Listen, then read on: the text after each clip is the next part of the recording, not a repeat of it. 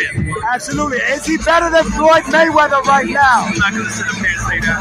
I think that Floyd Mayweather was such a magician defensively. We have to look at Floyd Money Mayweather in this regard. Once he moved up to welterweight, his hands were always damaged. So he kind of knew he wasn't going to be able to knock you out for the most part. And still, he walked into the ring and put on masterful performances because he was so superior, skill-wise and defensively. You can't say enough. Tonight with Crawford, for example, we saw him take a punch on several occasions. With Floyd, we didn't see that too often. All right, Steven, what's your reaction to this victory? Terence Crawford was sensational. What's your reaction? Not surprised. I'm picking the win by decision coming in this fight. Watching Canelo, seeing his career, expected he wasn't going to get knocked out, especially by the smaller man. But did Crawford have enough power and boxing skill to keep Canelo off of him to some degree? For the most part, that answer was yes. But then he stepped in there and he exchanged back and forth on several occasions and survived and prospered. And I got to give credit where credit is due. I picked him to win by decision, but I never expected.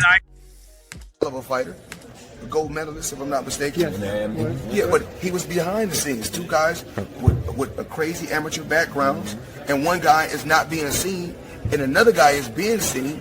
Then we call it an upset. No, it's just that he was working behind the scenes, and another guy was working in front of everybody. Then finally, they had to meet up, and then. I told you, motherfuckers. What did you just watch? I only speak the facts. I am the one who theorizes that the reason you can't knock him down is not because of his chin, it's because of his legs. And I said, why do you say that? He said, same equation. Get in, get out. Get in, get out. Yeah. Over and over and over.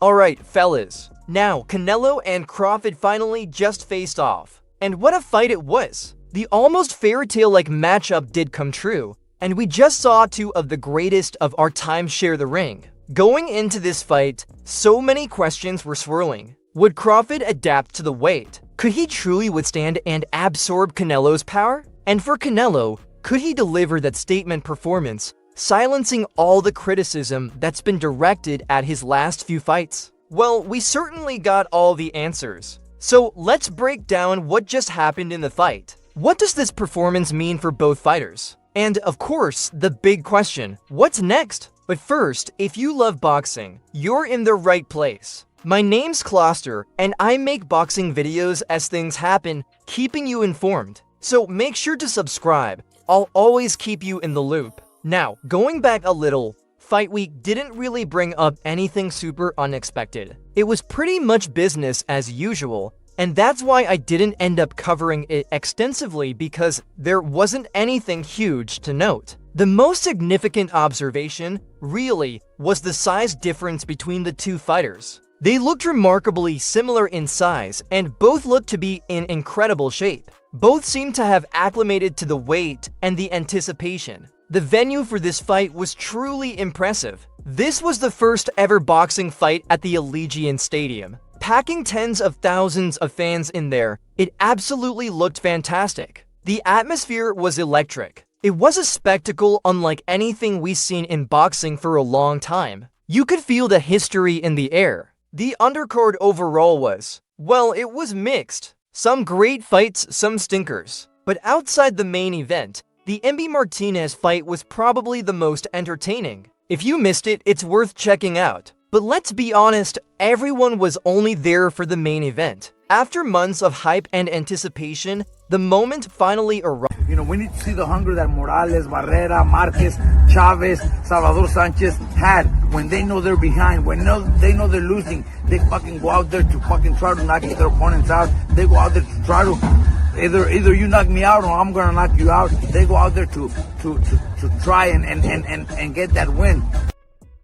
Crawford and Canelo standing across from each other with only the referee, Thomas Taylor, in between. The tension was palpable. You could cut it with a knife. The opening rounds were tense, with both fighters settling into a rhythm. Canelo, known as a notorious slow starter, did go to the body early, trying to establish his signature inside game, while Crawford's southpaw jab kept him in control of the distance, keeping Canelo at bay and dictating the pace. Those first few rounds were close, genuinely competitive, but Crawford's sharper counters and combinations seemed to give him the edge early on, even as Canelo tried to impose himself with those heavy body shots. You could see Canelo trying to find his range, trying to establish his power, but Crawford was just too quick, too elusive. By the middle rounds, the pace did pick up. Canelo continued digging into Crawford's ribs, trying to slow him down, trying to wear him out. Crawford, he was countering beautifully,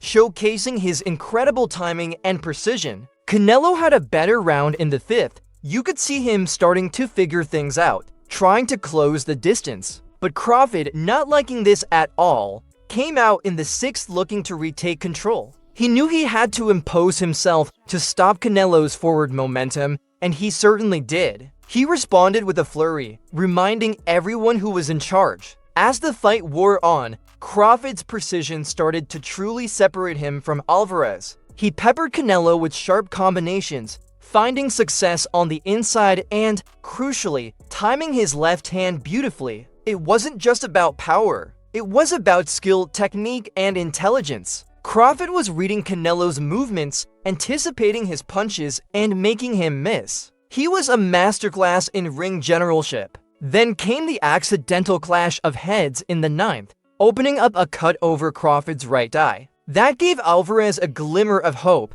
a chance to capitalize on the situation. But Bud remained I think Crawford won 9, maybe 10 rounds out of the whole 12 rounds. One judge had it very close. I don't know why. I think Crawford clearly won. Right before the show started. I did the show we do with boxing scene, and at the end they told me, you have to say. He didn't panic, didn't let it distract him. He continued to execute his game plan with remarkable focus and determination. In the championship rounds, Crawford's confidence was crystal clear. He was trading with Canelo on the inside, countering effectively, perhaps most impressively, walking him into shots. It was a moment of defiance, a statement of dominance. You could see the respect growing in Canelo's eyes. By the 12th, it was obvious Canelo needed a knockout. He was throwing everything he had, desperately trying to change the tide of the fight. But the moment never came. Crawford kept him at bay, landed crisp counters, and closed the show strong. He dictated the final moments, demonstrating his unwavering control. After 12 rounds, the scorecards told the story. 116 to 112, 115 to 113, 115 to 111, a unanimous decision. Terence Crawford defeated Canelo Alvarez to become the undisputed super middleweight champion of the world. A historic moment as Bud cements his legacy by taking down the man who many consider to be the face of boxing. It was a victory for skill, for technique, for perseverance. Crawford proved all his critics wrong. He took Canelo's power, stood there and traded with him, and had huge success in controlling the range. It was a competitive fight, but personally, I think Bud was the clear winner. Although Canelo did look better than he did against Callum Smith, in my eyes, this performance had shades of the Callum Smith fight. Canelo just struggled to catch Bud. Unless Canelo was standing there trading with him, Bud was just as slick and was able to evade much of what Canelo was trying to do. He wouldn't get stuck on the ropes. He wouldn't get stuck in the corner. His lateral movement, like against Callum Smith, just frustrated Canelo. Although unlike Callum Smith, his movement combined with his superior skills and willingness to even stand there and trade at times was his recipe for victory. Do you think possibly that Crawford is up there with Pacquiao or Mayweather? I think in accomplishments, he's three division undisputed. Moved up 2 divisions to beat Canelo. So he's probably he's accomplished more than Mayweather for sure. Mayweather never became undisputed, but that doesn't.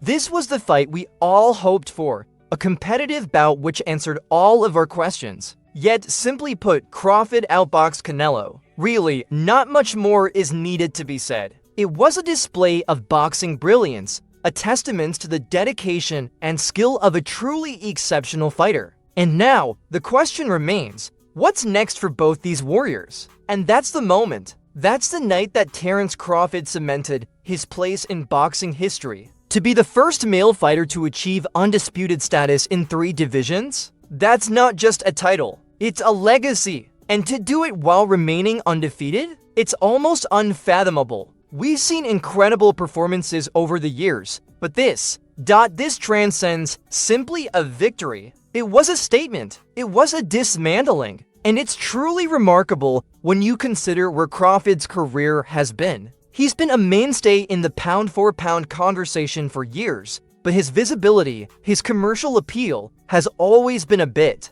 contained. He's been the fighter the hardcore fans knew and respected, but he hasn't always broken through to the casual audience. And that's the crucial thing now. This win, this changes everything. The casual market, that's the gold mine. That's where the truly massive revenue streams lie. Crawford's performance, beamed across Netflix to a global audience, puts a face, a name, a story out there that millions more people will recognize. He's not just a fighter. He's a spectacle. He's a star. And that opens up a world of possibilities for him. From a purely business perspective, it's a game changer. He's in a position now where he dictates the terms. Of course, the immediate question, and the one everyone wants answered, is, what's next? The obvious answer is a rematch. And frankly, it's the fight that everyone wants to see. It's the one that will generate the biggest numbers, the most buzz, the most revenue. But let's be realistic. Be one of the greatest of all time if he retired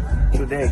Now, for Canelo, do you think he should retire after this part or keep going? Well, Canelo, if he wants to continue making money, then he could still go make a lot of money because there's a lot of money out there. He's got the support from Mexican.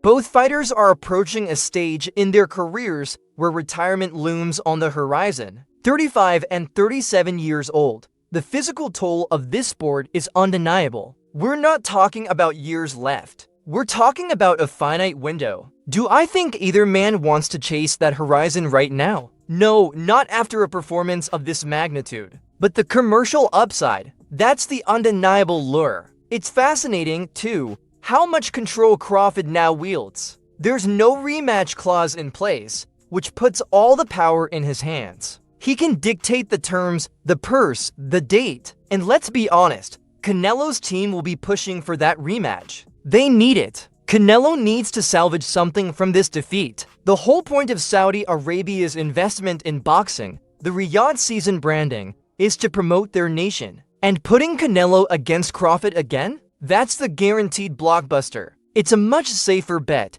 a more favorable return on investment than pitting him against someone like Eubank or Billy. It's the fight that sells itself. But, and this is a big but, what if Crawford says no? What other names could float around? The conversation naturally turns to Hamza Shars, the Riyadh season darling. The promoters love him. He's got that charisma. And he's a genuinely good boxer too. That knockout of Balanga was brutal, and he's clearly earmarked for a major opportunity. Don't be surprised to see his name repeatedly thrown around. Then there's the possibility of a fight with Billy. But honestly, after that performance, a fight between them would be a disaster. A one-sided mess. It's a scenario no one wants to see. And then there's Bivol, a compelling matchup, but one that would require Bivol to move down in weight. The potential for a trilogy with Better BF seemed almost certain a few weeks ago, but it seems that's now fading into the distance as Bivol recovers from surgery. If he decides to step away from that trilogy, I wouldn't be shocked to see him thrown into the mix with